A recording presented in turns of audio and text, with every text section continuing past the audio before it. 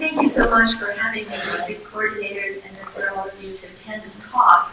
And ever since that we asked me, I've been trying to figure out what should I talk about. 45 minutes of navel gazing will be totally boring.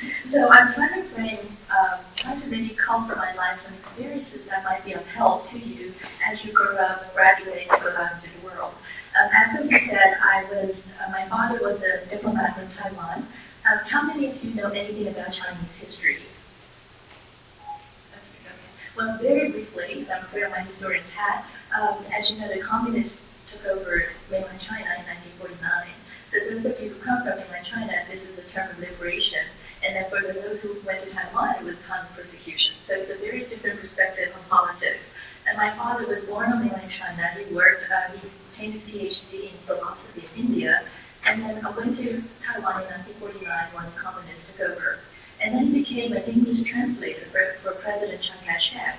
And as a result, he was accompanied the president in Taiwan from place to place and met many luminaries. And a funny anecdote from that experience is that as a personal translator for the president, he follows the president from day to day, from his day activities to his evening activities, and he can really not let anybody else know where he is, because the president's whereabouts is usually secret. So he would disappear from our house for days and would not tell us where he's been when he comes back. And my mother's mother, who lived with us, was convinced that my father was having an affair. So by the time I was age 10, my father stepped down from his position as the secretary of the president. He also had in between done a stint as the youngest head of the Information Bureau in Taiwan, and then he was allowed to choose whatever he wanted to do. So he decided he wanted to be a diplomat and to leave Taiwan and travel the world. So his first assignment was to go to Congo, Africa. And we're not talking about a Zaire, but there's a little Congo across the Congo River from a big Zaire. So out of fourth grade, I was plugged from a Chinese school right into an African, actually it was a French colonial elementary school. And my first day at school, there was that much French, I just went in and then they put me back into first grade because I knew no French, I was this tall and little, I was that little. And then at recess, I remember all they wanted to do was pull on my hair because no one's ever seen a black straight hair.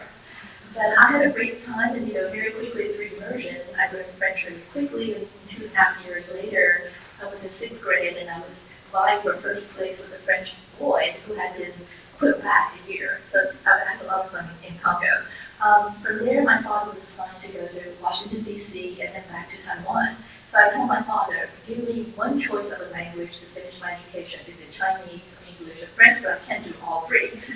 So he said, well, you decide, and I said English, because that seems to be a nicer language. He said, well, as long as you promise me I can get a tutor so that you will not forget your Chinese heritage. So on Saturdays, I would have my teacher teach me Chinese poetry, Chinese philosophy, Chinese painting, so that I did not forget my roots. And I finished my education in Australia, where I finished high school and then came to the States for college. My brother by then was already in an all-boys university in the States, and said, if you go to a girls' school like Wellesley, then I can come up and visit you and check out the girls. And Wellesley was very generous. I had a full scholarship because my father's pay was in Taiwanese dollars, and for 40 Taiwanese dollars to $1 US, you could not afford a tuition in Wellesley. So with a full scholarship, they were very nice to foreign students. They gave us towels, sheets, garbage cans, textbooks, everything. And all I needed to do was work for 3 hours in a library every week as a trade. But during my growing up years, as the daughter of a diplomat, I was often asked to go and speak to the young people at whatever country we were. And I remember there was an Australian teenage program where they asked me to go and talk about Taiwan. And why is it that we insist on representing Taiwan as the good China, the China that was democratic? And of course, I had to toe my official line and say, well, communist China is communist and people didn't have freedom, but in Taiwan we have freedom. And that sounded good, but privately I was wondering, if Chiang Kai-shek was such a great leader, how come in 1949 he ended up on this tiny little island of Taiwan and Mao Zedong was on this gigantic piece of land in China? But my father couldn't really answer the question because censorship was still pretty strong in Taiwan. And if he said something to me that wasn't quite the official line, he may be in trouble.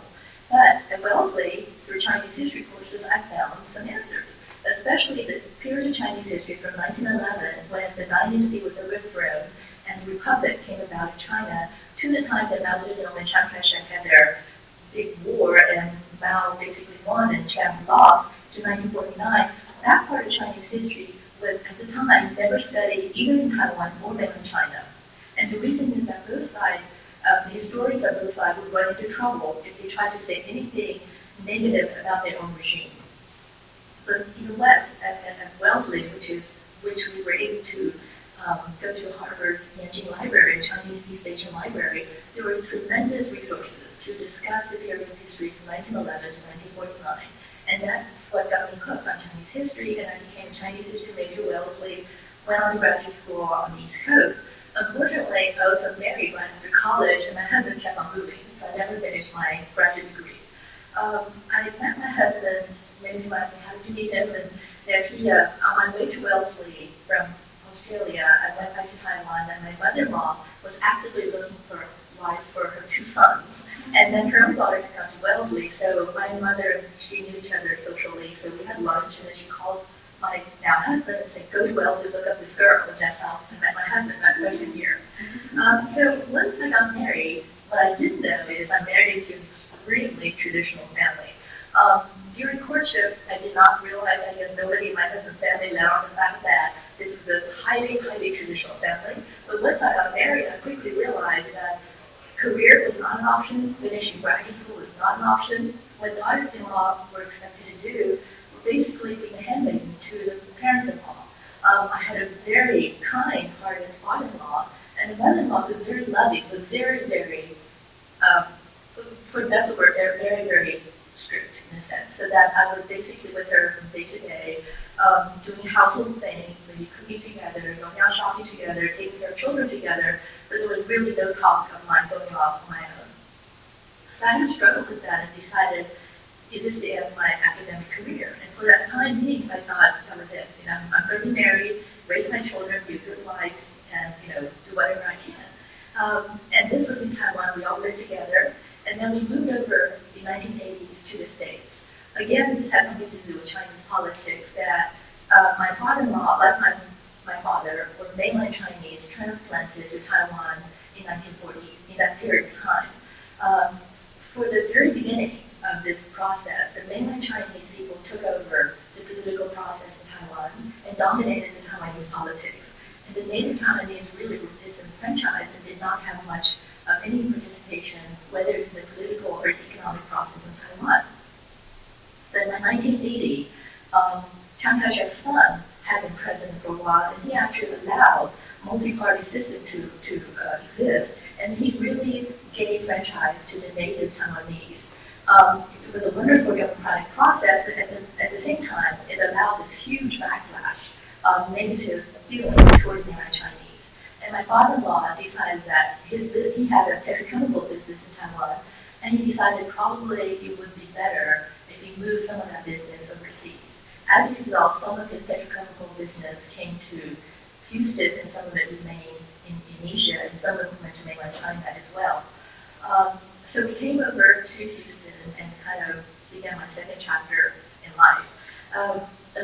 A story about my father, which was something that was kind of interesting to me, and I hope you find interesting, that he is an extremely entrepreneurial young man. He grew up in a small town outside of Shanghai called Suzhou, and he went to university during the Japanese occupation time in China, which is 1937 to 1945. And he went through a Japanese university, majored in something called railroad management, and graduated and became the head of the railway station in Suzhou. At the time, airplanes were not prevalent, and so becoming the head of the railroad station was a very big and powerful position because he had stopped a train from coming in or not allowed people to get on the train. And what he saw was that during Chinese New Year time, a lot of the housekeepers of Shanghai City would bring all of their savings from the year, bring all these Chinese gifts home to their family that they only see once a year. But what would happen on the train station, the robbers would then take away all their goods and leave them absolutely nothing. So my father-in-law went to these robbers and struck a deal and saying, I know you need to make a living, so I'm not going to stop you from doing that. But what about if you only rob the rich people and I won't persecute you? And leave these poor housekeepers alone. And the robbers agreed. So at the end of the year, there would be a Chinese New Year banquet where the robbers would invite my father-in-law. And my father was only 23, 24 at the time. And they said, well, thank you for allowing us to make a living, otherwise we would have killed you. And then my mother-in-law was suffering because at dinner time, all these peasants were bringing those baskets of dates and baskets of eggs and baskets of chickens to her. And then she said, well, what are these for? This is why your husband saved us. So without his intervention, my family would have had nothing for Chinese New Year. So this is my father-in-law, a very kind of courageous Chinese Robinson, or whatever you call him. Anyway,